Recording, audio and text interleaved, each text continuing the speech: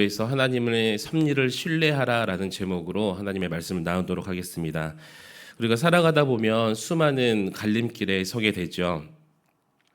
어느 길을 가야 할지 또 어떤 결정을 내려야 될지 때로는 우리의 지혜와 경험으로만으로는 쉽게 판단하기 어려운 순간들이 우리에게 있습니다.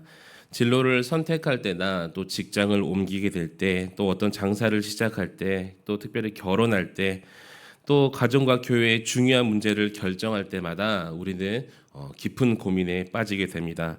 마치 두 갈래 길에 서 있는 어떤 나그네처럼 앞으로의 길이 어떤 결과를 가지고 올지 우리는 쉽게 예측할 수 없기 때문에 그 길을 선택할 때마다 항상 불안함과 또 갈등을 느끼곤 한다는 것이죠. 이런 순간을 삶의 기로라 이렇게 우리는 부르곤 합니다. 길이 두 갈래, 세 갈래로 나누어져 있는데 어떤 길을 선택하냐에 따라서 우리의 인생이 방향이 또 우리의 모습들이 달라질 수 있기 때문에 그 삶의 기로의 선택은 매우 중요하다는 것이죠. 그런데 중요한 사실은 성도의 삶에는 우연이라는 것이 없다는 것입니다. 사람들은 우연이다 혹은 인연이다 이렇게 부르지만 세상 사람들이 말하는 우연 또 그런 인연이라는 것은 우리는 모르지만 하나님께서 친히 인도하시며 계획하신 일이심을 여러분 믿으시기 바랍니다.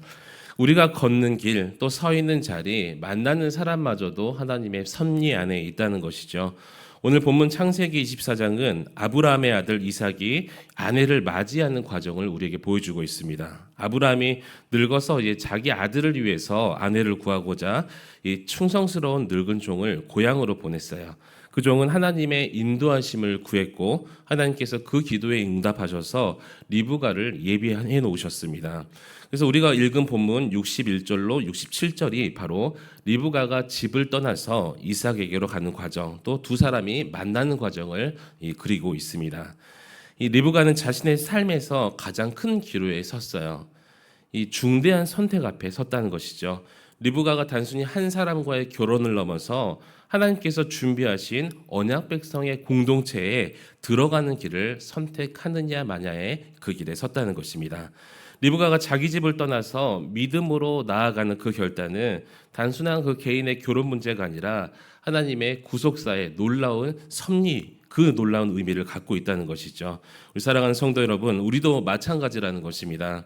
이 리브가 이삭 이런 분들만 하나님의 구속사의 섭리 안에 있는 것이 아니라 우리가 살아가면서 맞이하는 수많은 리브가의 순간이라는 것이 우리에게도 찾아올 때 하나님의 놀라운 구속의 역사가 있음을 여러분 믿으시기 바랍니다. 안정된 과거에 내가 머물 것인가 아니면 보이지 않지만 하나님께서 인도하시는 미래를 향해서 내가 나아갈 것인가, 내 고집을 그대로 유지하면서 고향 땅에서 그대로 살 것인가 아니면 하나님을 신뢰하면서 새로운 길을 걸어나갈 것인가, 바로 이 순간이 우리가 마주하는 선택의 기로라는 것입니다. 저는 오늘 본문을 통해서 삶의 기로에서 우리가 어떻게 하나님의 섭리를 신뢰하며 나아갈 수 있는지 우리가 함께 나누면서 우리 삶 속에도 동일하게 역사하시는 그 하나님의 구속의 놀라운 손길을 함께 발견할 수 있는 복된 시간 되시기를 우리 주님의 이름으로 간절히 축원합니다. 오늘 보면 첫 번째로 삶의 기로에서 하나님의 부르심에 믿음으로 응답하라고 우리에게 말씀하고 있습니다. 리브가는 고향을 떠나는 중요한 선택의 순간을 맞이하지요. 그래서 아브라함의 종은 그녀에게 하나님의 뜻을 전했고 가족들도 이 리브가의 앞날을 축복하면서 보냈습니다. 우리 본문 61절 말씀 61절 함께 읽도록 하겠습니다. 시작. 리브가가 일어나 여자 종들과 함께 낙타를 타고 그 사람을 따라가니 그 종이 리브가를 데리고 가니라. 아멘. 리브가는 단순히 낯선 남자의 말만을 듣고 떠난 것이 아니었어요. 뜬금없었겠죠. 어떤 늙은 종이 와가지고 갑자기 결혼하자, 다 같이 가자. 하지만 이 리브가는 그 말이 하나님의 뜻임을 깨달았던 거예요. 그래서 믿음으로 응답했음을 여러분 믿으시기 바랍니다. 우리 흔히 아브라함에게 들었던 말이죠. 본토 친척 아비의 집을 떠나. 리브가가 지금 그런 상황이었어요. 그 낯선 사람의 말을 듣고 하지만 하나님의 뜻을 깨달았기 때문에 고향과 친척, 특별히 익숙한 환경을 떠났다는 것이죠. 이 일이 얼마나 어려웠을까요? 나의 친척을 떠나야 되고 내가 평생을 했던 그 고향을 떠나야 되고 익숙한 환경이 아닌 이제 새로운 환경, 누군가 새로운 낯선 사람들을 만나서 적응한다는 것이 결코 쉬운 일은 아니라는 것이죠. 근데 믿음의 길은 언제나 하나님의 부르심에 응답할 때부터 시작됨을 여러분 믿으시기 바랍니다. 우리의 삶도 마찬가지예요. 우리 하나님은 우리에게 각자에게 이 부르심을 주시는데 때로는 새로운 사명으로, 때로는 새로운 관계와 환경으로, 때로는 고난이라는 훈련의 장으로 우리를 부르실 때가 있다는 것입니다. 그때 우리는 이 리브가처럼 믿음으로 응답해야 된다는 거예요. 머뭇거리고 계산만 하다가는 그 기회를 놓치는 것이 아니라 그렇게 놓치는 것이 아니라 우리가 머뭇거리지 않고 믿음으로 응답하면서 하나님의 부르심을 붙잡고 나아가야 될 줄 믿습니다. 우리나라의 많은 선교사님들이 해외에서 또는 국내 곳곳에서 복음을 전하고 계시죠. 한국에서 안정된 직장을 가질 수도 있고 또 부목사나 담임 목사님으로서 목회를 해도 됩니다. 어느 곳도 이 대한민국 안에서는 해외의 선교지보다 더 나은 환경일 거예요. 하지만 선교사님들도 물론 고민을 했겠죠. 내가 과연 그 머나먼 땅으로 가야 될 것인가. 우리 박원정 선교사님만 보아도 아내도 있고 사모님도 계시고 아들 3명이 있는데 내가 그 땅에 가는 게 과연 맞는 것인가 라는 많은 고민들을 했을 것입니다.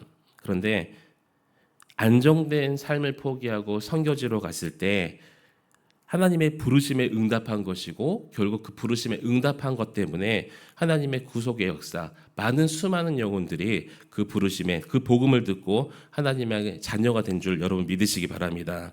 만약 선교사님들이 계산만 하고 머뭇거렸다면 수많은 그 영혼들은 어떻게 됐을까요? 또 우상이 팽배하고 만연한 그 땅이 어떻게 되었을까요? 성도 여러분, 이처럼 삶의 기로에서 중요한 것은 내 눈앞의 계산, 나의 안위가 중요한 것이 아니라 하나님의 부르심이라는 거예요. 오늘 또 하나님께서 우리를 이 말씀을 통해서 부르심을 여러분 깨닫으시기 바랍니다. 그래서 우리가 단지 해야 될 것은 뭐냐면 그 부르심에 응답하면 된다는 거예요. 그러면 하나님께서 그 길을 우리에게 열어주신다는 것이죠. 여러분, 리브가는 낯선 길이었지만 하나님의 부르심 앞에 머뭇거리지 않았습니다. 눈앞의 계산보다는 하나님의 약속을 더 크게 붙잡았어요. 우리도 마찬가지죠. 삶의 기로에서 그 하나님의 세미한 음성이 들릴 때 우리의 두려움과 염려를 내려놓고 믿음으로 발걸음을 할 수 있는 저와 여러분 되시기를 우리 주님의 이름으로 간절히 축원합니다. 하나님께서 반드시 우리를 부르시고 계세요. 우리를 어디로 부르시냐면 때로는 예배의 자리로, 또 기도의 자리로, 또 전도와 섬김과 헌신의 자리로, 오늘 리브가처럼 믿음으로 응답하는 성도가 될 때 우리의 삶은 하나님의 새로운 역사의 출발점이 될 줄 여러분 믿으시기 바랍니다. 오늘 본문은 두 번째로 삶의 기로에서 하나님의 인도하심을 신뢰할 것을 우리에게 말씀하고 있습니다. 이 리브가가 낙타를 타고 가는 길은 분명히 불안한 길이었을 것입니다. 고향을 떠나서 전혀 알지 못하는 그 땅으로 가는 길, 결코 만만치 않았을 것이죠. 그러나 이 리브가는 두려움보다 하나님의 인도하심을 더욱더 신뢰했습니다. 본문 62절에서 65절을 내용을 보면 이삭이 저녁 때 들에 나가서 묵상하다가 낙타를 타고 오는 리브간을 만나는 그 장면을 보여주고 있습니다. 단순한 우연이 아니죠. 하나님의 섭리 속에서 두 사람의 끈이 정확하게 이어지는 장면을 우리에게 보여주고 있다는 거예요. 우리의 삶에도 이러한 순간들이 있습니다. 인간적으로는 우연처럼 보이지만 사실은 하나님의 철저한 인도하심이었다는 것이죠. 우리는 종종 미래를 두려워하죠. 그런데 믿음의 사람들은 이 미래를 막연히 두려워하는 것이 아니라 보이지 않는 미래는 여전히 두려워하지만 하지만 하나님의 인도하심을 더욱더 신뢰하기 때문에 그 두려움을 이겨낸다는 거예요. 그래서 우리의 길이라는 것이 결코 방황이 아니라 하나님의 손길 아래서 정확히 인도되고 있음을 여러분 믿으시기 바랍니다. 우리 사랑하는 한강교회 성도 여러분, 인생의 길은 언제나 불안정하죠. 그러나 우리가 의지해야 될 것은 이런 환경과 미래, 나의 어떤 능력이 아니라 전능하신 하나님이심을 여러분 믿으시기 바랍니다. 이삭이 들에서 묵상하다가 리브가를 만난 것처럼 하나님은 오늘 또 하나님의 말씀을 붙드는 자, 또 기도하는 자, 그렇게 말씀 붙들고 기도하면서 기다리는 자를 하나님께서는 정확한 길로 인도하신다는 거예요. 그래서 우리 눈에는 우연처럼 보이는 만남과 사건들이 사실은 하나님의 철저한 이 섭리임을 믿고 두려워하는 것이 아니라 오직 하나님의 그 말씀과 우리를 인도하심을 신뢰하면서 하나님은 결코 실수하지 않으시는 그 하나님을 바라보며 나아갈 수 있는 오늘 복된 하루가 되시기를 우리 주님의 이름으로 간절히 축원합니다. 마지막 세 번째로 오늘 본문 말씀은 삶의 기로의 끝에서 하나님의 위로와 사랑을 경험하라라고 말씀하고 있습니다. 우리 67절 말씀, 67절 함께 읽도록 하겠습니다. 시작. 이삭이 리브가를 인도하여 그의 어머니 사라의 장막으로 드리고 그를 맞이하여 아내로 삼고 사랑하였으니 이삭이 그의 어머니를 장례한 후에 위로를 얻었더라. 아멘. 이 성경 말씀을 보니까 이삭의 처지가 좀 슬픈 상황이었어요. 슬픈 가운데 있던 상황이었습니다. 어머니 사라를 잃었기 때문이라고 기록하고 있는데, 그러나 하나님은 이삭에게 리브가를 주심으로써 위로와 사랑을 경험하게 했다고 기록하고 있어요.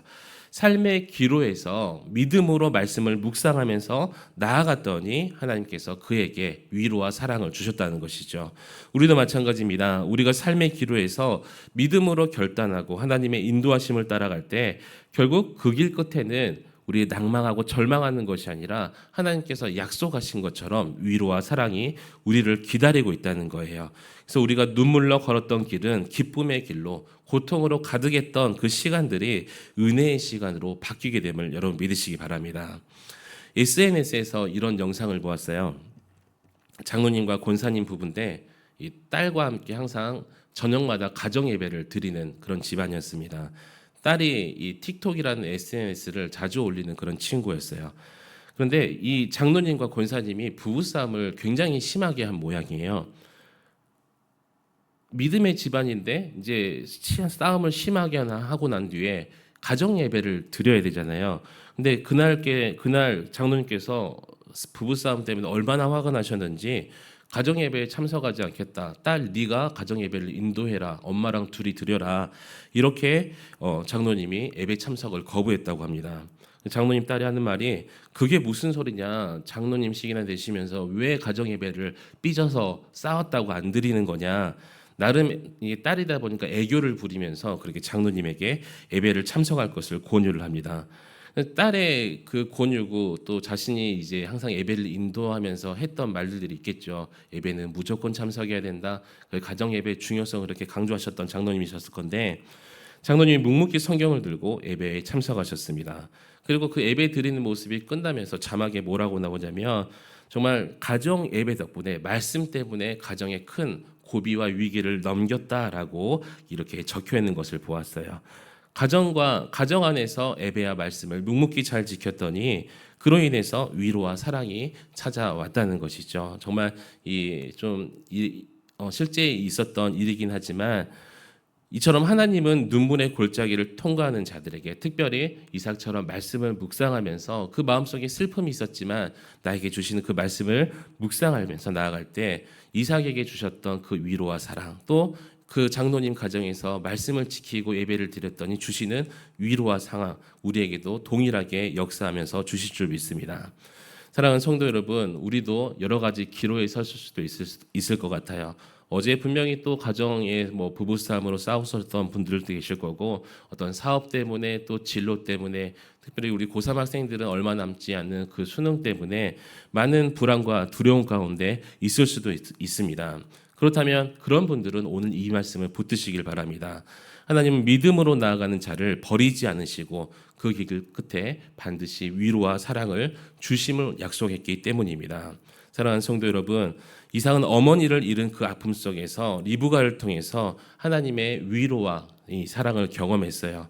하나님께서는 그냥 우리를 고아처럼 내버려 두지 않으신다는 것이죠.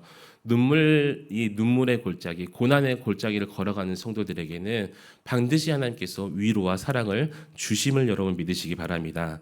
그래서 우리가 그 믿음을 가지고 그 신뢰를 가지고 한 걸음 한 걸음 걸어갈 때 그 길 끝에 눈물이 있다면 기쁨으로 바뀌고 슬픔이 위로로 바뀌는 하나님의 은혜가 기다리고 있다는 거예요. 그래서 낙심하지 마시고 오늘 하루도 이 말씀을 붙드시면서 위로의 또 사랑의 하나님을 기대하며 걸어갈 수 있기를 우리 주님의 이름으로 축복합니다. 말씀 맺도록 하겠습니다. 사랑하는 성도 여러분, 오늘 본문은 우리에게 분명한 메시지를 주고 있죠. 삶의 기로에서 분명히 우리는 삶에 여러 가지 기로가 있는데 우리는 하나님의 섭리를 믿고 신뢰할 것인가 아니면 그 길을 내 마음대로 걸어갈 것인가. 리브가는 믿음으로 분명히 응답을 했습니다. 이삭은 묵상 가운데 하나님의 섭리를 경험했던 사람이었어요. 결국 그 길 끝에 위로와 사랑을 얻었다는 것이죠. 우리의 삶도 동일할 줄 믿습니다. 삶의 기로는 여전히 두렵고 떨리는 자리, 또 이 불안한 자리 같지만 하나님의 백성이라면 새로운 은혜의 출발점이 된다는 것입니다. 그래서 우리는 섭리를 신뢰하는 그 믿음으로 길을 걸어가야 된다는 것이죠. 우리의 앞에 선택의 또 삶의 기로가 가정의 문제일 수도 있고 자녀의 미래일 수도 있고 교회의 사명일 수도 있고 또 개인의 신앙적인 문제일 수도 있어요. 하지만 어떤 기로에 서 있든지 여러분 하나님의 섭리를 신뢰하시기 바랍니다. 그래서 하나님의 이 여러분을 인도하심을 믿고 결국 그 위로와 사랑으로 채우실 하나님을 바라보면서 오늘 또 기도하실 때 말씀을 붙들고 기도하실 때 하나님의 섭리를 신뢰하는 자 되길 수 있겠다고 되게 해달라고 기도하시면서 오늘도 하나님을 의지하며 나갈 수 있기를 우리 주님의 이름으로 간절히 축원합니다. 우리 이 시간 함께